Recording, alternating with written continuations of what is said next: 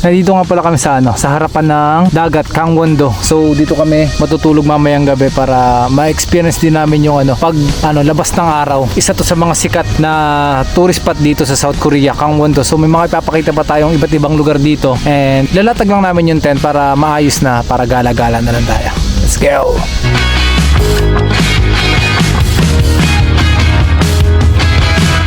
Ito na po yung finished product nung nung nagawa namin na tent. Yan, malaki yan kasi ilang kasya dyan to? Pre, sa palagay mo? 5 5 tao kasya. Pero bala ko rin bumili ng mga pang-isahan tao lang para sa mga hiking. Pero ito kasi pang camping talaga, pang grupuhan talaga siya. And ang pinakamaganda rito, may lamesa tayo dito sa harapan. So kukunin ko lang yung lamesa ko. Let's go.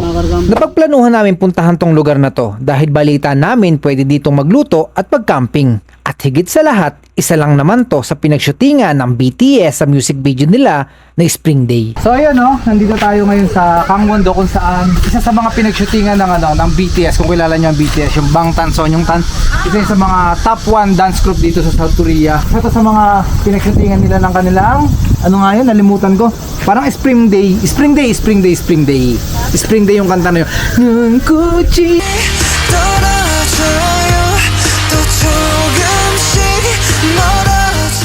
Pomnal sa Korean. Ayan nakikita niyo yan. Ito yan. Ayan. Ito si Rap Monster, si B, si Jungkook. Si Jungkook lang nandito Ito kilala ko. Ito si J-Hope. Ay, J-Hope ito. Ito hindi ko kilala kung sino to. Ito si Ponggok.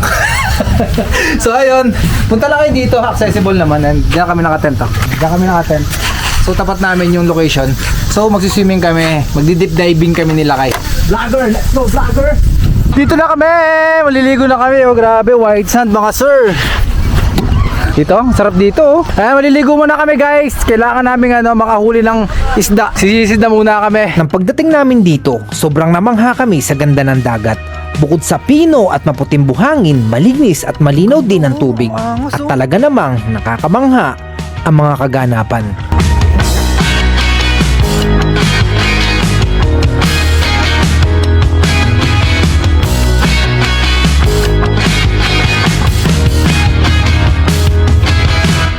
Isang kaganapan ang hindi ko inaasahan. Sumubay sa akin lumangoy ang mga isda. Isang kaganapan na ngayon lang nangyari sa buong buhay ko.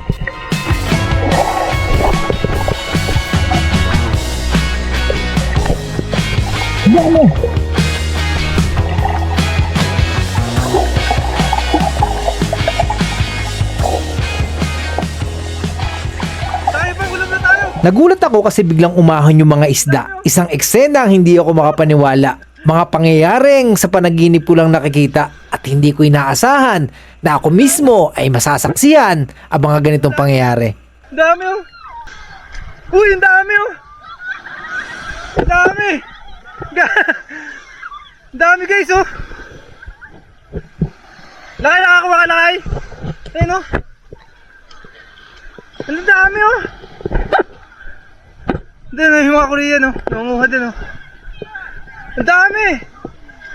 Ang dami Nandito lang Laki, kunin mo pang ulam natin! May pang ulam na tayo! May pang ulam na tayo! Pwede bang iulam to? Uy! Ang dami guys Ulam na kami guys! Nasa loob, pinagdadakma mo? Asan yung live vest ko? Ayun pala. Ayan Okay, pangulam na. Ito na yung nahuli namin Nahuli. Lumapit sa amin. Dami pangulam na kami guys. Lutan yan. It's all good in the hood. Unexpected yung mga isda bigla nagtalunan Ano lang siguro yun, inahabol yun ng mas malalaking isda Kasi yung iba kasi may mga kagat Pero sure ka nakakain yun. So may pangulam na kami, may pampulutan pa. So I think prito lang ang magandang luto doon Ang maganda pa nun, sariwa yung isda. Nakalibre kami ng ulam at maraming salamat kalikasan. Thank you. Peace out. Hindi naman mahirap hanapin tong lugar na to. Pwede nga kayo mag-commute papunta dito. Ang problema, kailangan mo magdala ng mga camping materials kung gusto mong matulog dito. Morning guys. Dito kami natulog sa harapan ng dagat. Ganda. Malapit na lumabas yung haring araw. Tulog pa rin sila kay napuyat kayong kagabi. Sarap sa pakiramdam nag-missing sa ganitong lugar. So nag-timelapse nga pala ako dun para makita ko yung pagtaas ng araw. Tara.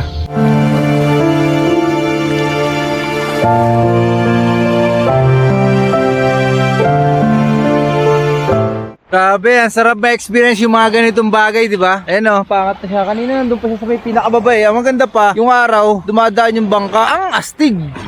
Uwi na.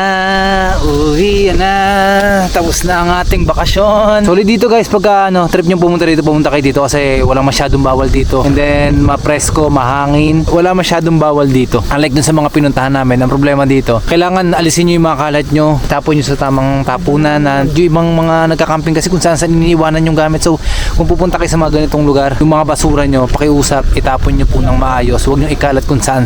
So, ayun lang, magliligpit na kami. Peace out. Ang sarap sa pakiramdam na masaksiyan ng ganitong mga kaganapan, mga tanawin na madalas na nating nakakaligtaan dahil bawat isa sa atin ay may kanya-kanya ng nilalabanan sa buhay. Ngunit sa bawat pagsikat ng araw, dumarating ang panibagong pag-asa at pagkakataon. At sa bawat paglubog, paalala na anuman ang nangyari, lahat ay maaari magtapos ng maayos. Ang buhay ay tulad ng araw, laging may simula at laging may pagtatapos. Kaya sa bawat araw, yakapin natin ang liwanag at matuto magpasalamat sa bawat huling sandali bago lumubog ang araw.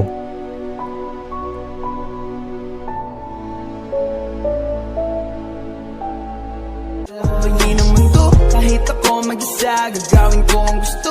Kahit magalit ka pa, hindi na